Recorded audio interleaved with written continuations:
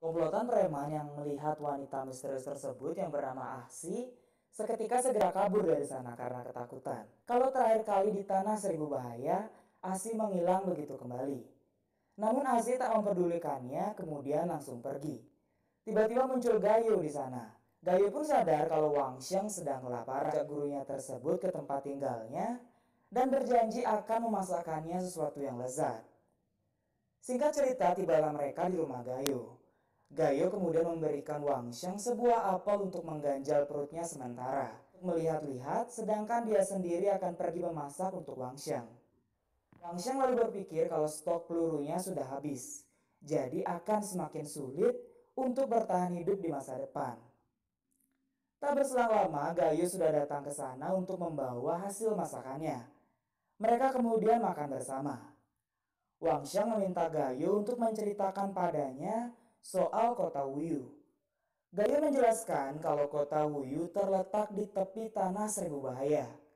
Karena seluruh kota Wuyu dikelilingi dengan pegunungan, jadi mudah untuk dipertahankan dan sulit untuk diserang. Wang Xiang mendengar kalau pusat kotanya jauh lebih aman. Dia berencana untuk melihatnya setelah kembali. Ada izin dilarang masuk ke dalam kota. Jika melanggar, maka bisa saja langsung dilenyapkan di sana. Wang Xiang lalu merasa kalau cuaca di kota Wuyu sama seperti di Tanah Seribu Bahaya. Gayo kembali menjelaskan kalau kota Wuyu adalah bagian dari bawah gunung. Maka ada peluang untuk tinggal di kota terdalam, yaitu di puncak gunung. Tentu saja di sana sangat indah dengan cahaya matahari yang cukup. Wang Xiang pun berpikir kalau dia harus mendaftar sebagai pembunuh terlebih dulu agar dapat masuk ke kota terdalam yang lebih aman. Tanpa sadar makanan tadi semua sudah habis. Wang Xiang lalu meminta apakah Gayo bisa memasakkannya lagi. Kalau dihitung, itu sudah menghabiskan sebagian besar tabungannya. Dan bagi Wang Xiang makanan itu juga masih belum cukup. Pajak kota Wuyu tinggi, tentu saja harga apapun otomatis menjadi tinggi juga. Jika tidak, kenapa wali kota mau melindungi orang-orangnya dan para buron tersebut? Jika tidak terima dengan aturan itu, bisa kembali ke dunia sebelumnya dan menerima hukuman yang sepantasnya. Gayo lalu menyuruh Wang Xiang agar tinggal bersamanya. Mungkin nanti bisa membuat usaha bersama sehingga bisa bertahan hidup di kota tersebut. Gayo pun meminta maaf karena telah menjual informasi tentang gurunya itu kepada orang-orang.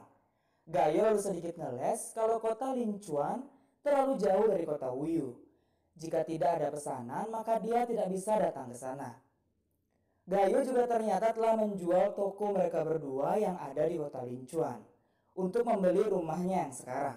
Wang Xiang hanyalah sedang mengerjai Gayo, tapi dia meminta agar kedepannya Gayo tidak pernah menyembunyikan apapun darinya. Wang Xiang bilang kalau dia tidak punya banyak teman di dunia ini, jadi dia tidak ingin kehilangan Gayo.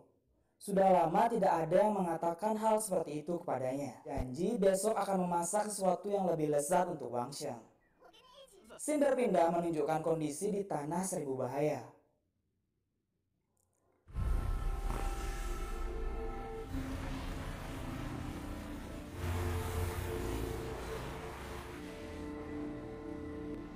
Keesokan harinya, Wang Xiang dan Gayo akhirnya tiba di aula pembunuh. Daftar untuk menjadi pembunuh di sana. Semua tugas ditampilkan dalam satu lingkaran di papan tugas. Ada 3 ujian untuk pendatang baru yang ingin mendaftar. Tetapi isi ujiannya acak, dan di sana Wang Xiang bertemu lagi dengan wanita yang ditabraknya sebelumnya. Dia bernama Xiang Wei, bekerja sebagai orang yang memposting tugas dan mengurus pendaftaran bagi pendatang baru. Itu Gayo menyarankan Wang Xiang agar mengubah namanya saat mendaftar nanti. Dan Wang Xiang bilang kalau sekarang namanya adalah Dulang, yang artinya serigala penyendiri. Xiang Wei menjelaskan untuk mendaftar sebagai pembunuh harus melewati 3 ujian. Ujian pertama langsung dimulai. Dulang? Itu mengharuskan agar tahu cara menghindar dari pengejaran dan pembunuhan sampai dupa waktunya habis. Berpindah di kediaman Tuan Lu. Rumahnya yang rusak akibat kerusuhan yang dibuat Wang Xiang sebelumnya akhirnya selesai diperbaiki. Kedua kalinya menghancurkan atap rumah itu lagi. Dia kembali meminta maaf lalu segera pergi dari sana. Lulus di ujian pertama. Orang-orang itu tak menyangka karena Wang Xiang yang sangat mahir melarikan diri. Mereka pun meremehkan Wang Xiang apabila pertarungan 1 lawan 1, Wang Xiang pasti sudah kalah. Tanpa disadari ujian kedua sudah langsung dimulai. Wang Xiang diminta membuat sebuah pilihan atau Gayo akan mati. 什么条命说啊？ 无忧城又不能杀人。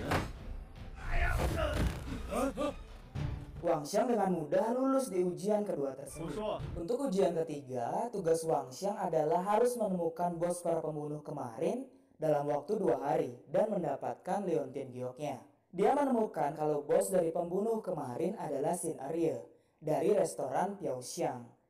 2 hari lagi Sin Arya akan pergi keluar untuk membicarakan bisnis dengan seseorang dan dia akan melewati pasar. Wang Xiang bilang kalau dia ingin pergi sebentar ke Tanah Seribu Bahaya.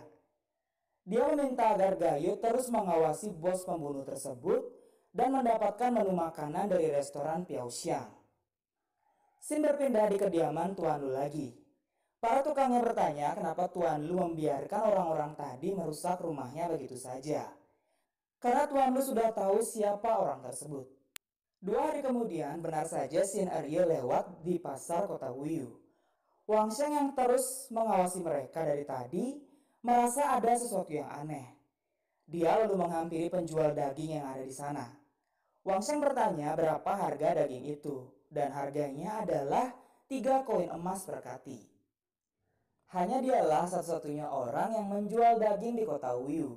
Wang Xiang juga melihat kalau Sin Arya tadi juga memberi hormat kepadanya. Menurut Wang Xiang, dialah bos pembunuh yang sebenarnya. Mereka bertiga, semua orang-orang Sin Arya makan dan tinggal di sebuah restoran. Jadi tak ada alasan untuk membeli daging. Wang Xiang lalu menunjukkan menu dari restoran Piaoxiang. Harganya sama sekali tidak murah.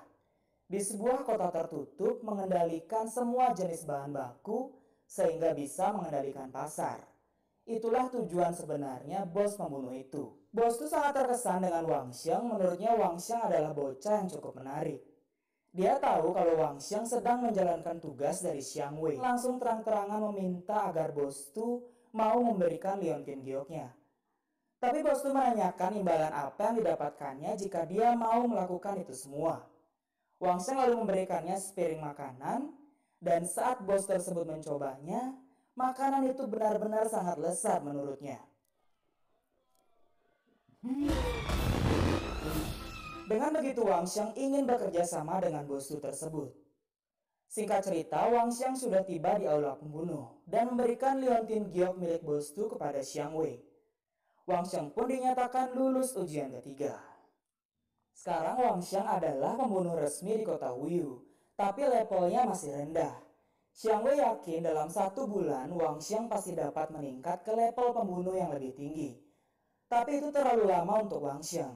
Dia kemudian mengeluarkan begitu banyak kartu pembunuh orang lain, karena dengan begitu dapat mewarisi poin dari kartu-kartu tersebut. Isi poin pembunuh sebanyak 2.352 poin. Wang Xiang otomatis langsung dipromosikan menjadi pembunuh perak tingkat ketiga.